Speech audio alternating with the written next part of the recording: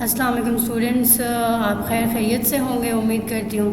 اور آج کا لیکچر جو ہمارا ہے وہ ہے مناقب عمر بن عبدالعزیز، جس میں مصنف کا نام ہے مولانا شبلی نعمانی۔ آج ہم نے اس میں پڑھنا ہے مصنف کا تعارف اور سبق کا تعارف۔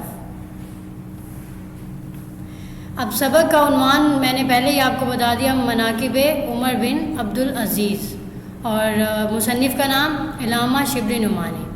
صنف اس کی جو ہے جس سے لیا گیا ہے، سیرت نگاری اس کی ہے، اور ماخذ جس کتاب سے اس کو لیا گیا ہے اس میں ہے مقالات شبلی جلد 4۔ ٹھیک ہو گیا۔ اب اس میں علامہ شبلی نعمانی یعنی کہ ان کے مصنف کا تعارف یہ بتایا گیا کہ شبلی نعمانی ولد شیخ حبیب اللہ سن 1857۔ اب ان کا نام تھا شبلی نعمانی یعنی کہ کلمی نام، اور جو اصل نام تھا وہ کیا، ولدیت جو نام تھی اس کی ولدیت میں ان کا شیخ حبیب اللہ۔ اور کب پیدا ہوئے؟ 1857 میں، اور ان کی وفات کب ہوئی؟ سن 1914 میں۔ ضلع اعظم گڑھ کے گاؤں بندول میں پیدا ہوئے۔ ابتدائی تعلیم اعظم گڑھ سے حاصل کی، اور 19 برس کی عمر میں حج کیا، یعنی کہ بہت چھوٹی عمر ہے جس میں انہوں نے حج کیا تھا، 19 برس کی عمر میں حج کیا۔ وکالت کا امتحان پاس کیا۔ وکالت میں عدم دلچسپی یعنی کہ ان کی دلچسپی زیادہ تھی، جس کی وجہ سے انہوں نے اس کی طرف رجوع کیا۔ سر سید سے ملاقات کب ہوئی ان کی؟ 1882 میں۔ علی گڑھ میں فارسی کے استاد مقرر ہوئے، کیونکہ سر سید سے جب جڑے تو سر سید کے ذریعے علی گڑھ سے جڑے، پھر علی گڑھ میں وہ فارسی کے استاد مقرر ہوئے۔ اس کے بعد ڈاکٹر آنلن سے فرانسیسی سیکھی، اور ان کو کیا سکھایا؟ فارسی انہیں سکھائی۔ علی گڑھ سے قطع تعلق جب کیا اور ان سے میں نے خیر بات کہا وہاں علی گڑھ یونیورسٹی کو، اور پھر ندوۃ العلماء کی بنیاد انہوں نے رکھی۔ ندوۃ العلماء یہ بھی ایک ادارہ تھا۔ پھر اس کے بعد سن 1892 میں روم اور شام کا سفر کیا۔ ٹھیک ہو گیا۔ پھر اس کے بعد اعظم گڑھ میں دارالمصنفین قائم کی۔ یہ بھی ایک ادارہ تھا جس میں دارالمصنفین مختلف مصنفین کے لیے انہوں نے ایک ادارہ قائم کیا، جہاں سارے مصنفین وہ کوئی بھی سیرت نگار ہو سکتے ہیں، شاعر ہو سکتے ہیں، تو مصنفین کو وہاں اکٹھا کیا، ادیب ہو سکتے ہیں۔ یہ کب قائم کیا دارالمصنفین؟ انہوں نے سن 1913 میں اعظم گڑھ میں دارالمصنفین قائم کی، سن 1913 میں۔ اس کے بعد اردو کے عناصر خمسہ میں بھی یہ شامل رہی ہیں، مطلب ان کا نام آتا ہے۔ اب اردو کے عناصر خمسہ کون کون سے ہیں یہ دیکھیں۔ پہلے ہیں سر سید احمد خان، جن کی پیدائش جن کا یعنی کہ بتایا ہوا ہے کہ پیدائش اور وفات سن 1817 میں پیدا ہوئے، سن 1898 میں ان کی وفات ہوئی۔ پھر دوسرے نمبر پہ ہی ان کا نام ہے، کن کا؟ علامہ شبلی نعمانی کا۔ سن 1857 میں ان کی پیدائش ہے اور سن 1914 میں وفات ہے۔ پھر تیسرے نمبر پہ نام آ رہا ہے مولوی نذیر احمد دہلوی۔ ٹھیک ہو گیا۔ 1836 میں ان کی پیدائش ہے اور سن 1912 میں ان کی وفات ہے۔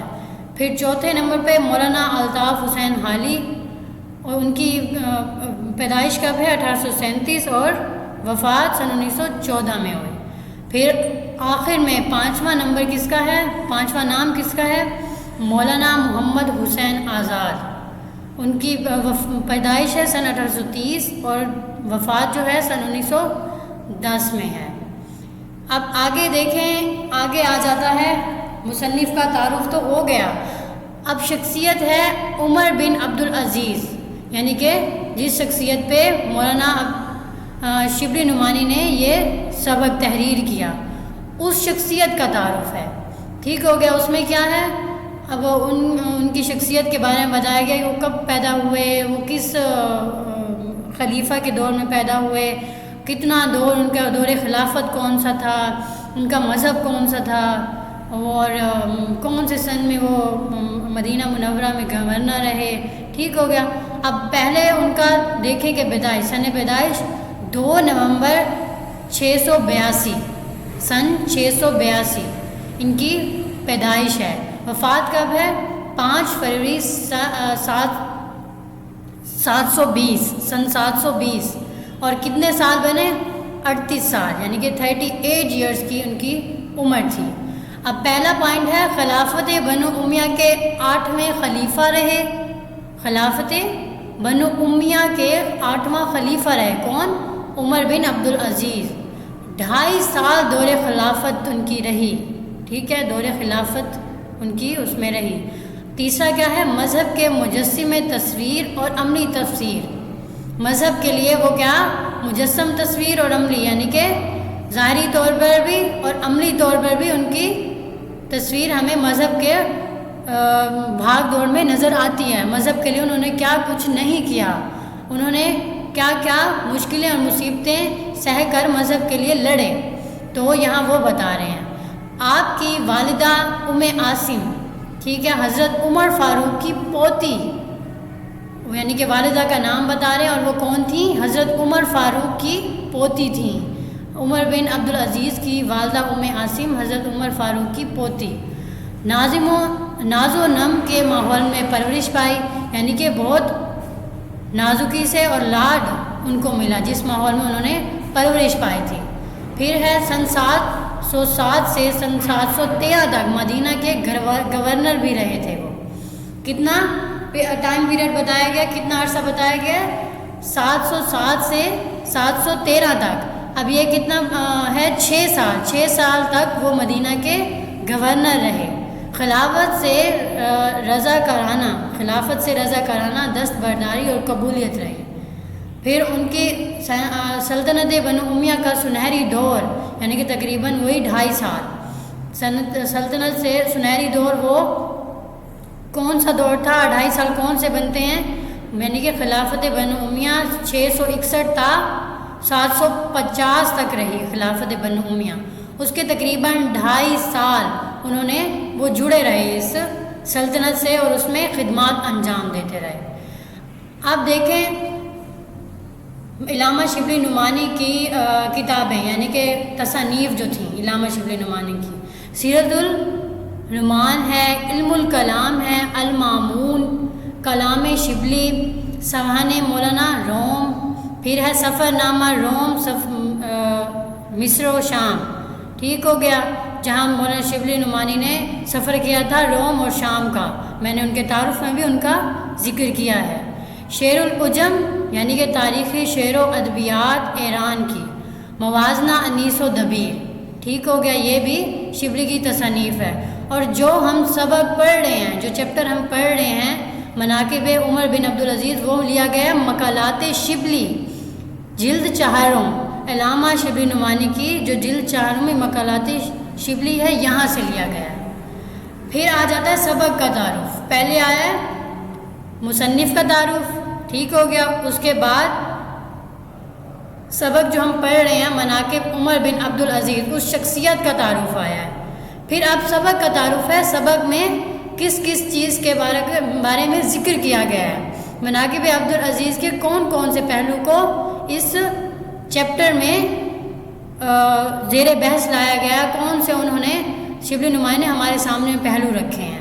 पहला है मनाकिब मनकबत की जमा है, यानी खूबियाँ, अच्छाइयाँ और साफ़। मनकबत की जमा, मनाकिब का मतलब होता है मनकबत की जमा, यानी कि उमर बिन अब्दुल अजीज़ की खूबियाँ, अच्छाइयाँ और साफ़, यानी कि उनकी जो सिफ़ात थी, सिफ्त थी, अच्छाइयाँ थी। दूसरा है सलातीन बनु उमैया के नाजायज़ कार्रवाइयाँ, यानी कि उसके बारे में ज़िक्र है किताब में जो हम सबक पढ़ेंगे। बनु उमैया की नाजायज़ कार्रवाइयाँ, ये उनके सलातीन ने क्या क्या किया और कौन सी काम सर अंजाम दिए, कौन से गलत काम इसमें काम को रोकने के लिए, मज़हब के काम को रोकने के लिए कौन कौन सा किरदार अदा किया है। फिर आगे है नाजायज़ तौर पर छीनी गई जागीरों की वापसी, यानी कि जो नाजायज़ तौर पर उनके नाहक लोगों से जागीरें छीनी गई थी, तो उमर बिन अब्दुल अजीज़ ने किस तरह से उनकी जागीर को, जब उनकी सल्तनत में उनको बैठने का मौका मिला तो उन्होंने जागीरें वापस कैसे दिलवाईं। अदलो इंसाफ की फरहमी, गैर मुसल्लिमों से हुस्न सलूक, آزادی اور حق گوئی کی بحالی، آزادی اور حق گوئی کی بحالی۔ پھر 7واں ہے مساوات اور جمہوریت، یعنی کہ جمہوریت میں عدل اور انصاف، اس کے بعد برابری کے حقوق۔ 8واں ہے سادہ اور فقیرانہ طرز زندگی، یعنی کہ انہوں نے طرز زندگی کو اپنا سادہ اور فقر میں گزارا، یعنی کہ سادگی میں اور اللہ تعالیٰ کے دیے ہوئے راستے پہ گزارا، کوئی نمائش کچھ نہیں تھا۔ پھر 9واں پوائنٹ اس کا کیا ہے؟ وصیت کے وقت تہی دامن ہونا، یعنی کہ جب وصیت ہوئی تو انہوں نے تہی دامن، یعنی کہ ان کے حصے میں جو کچھ آیا انہوں نے ہنسی خوشی قبول فرمایا۔ اب یہ نیچے انہوں نے 10واں پوائنٹ ماخذ یعنی کہ یہ سبق جس کتاب سے لیا گیا ہے، وہ کون سی کتاب ہے؟ مقالات شبلی جلد 4۔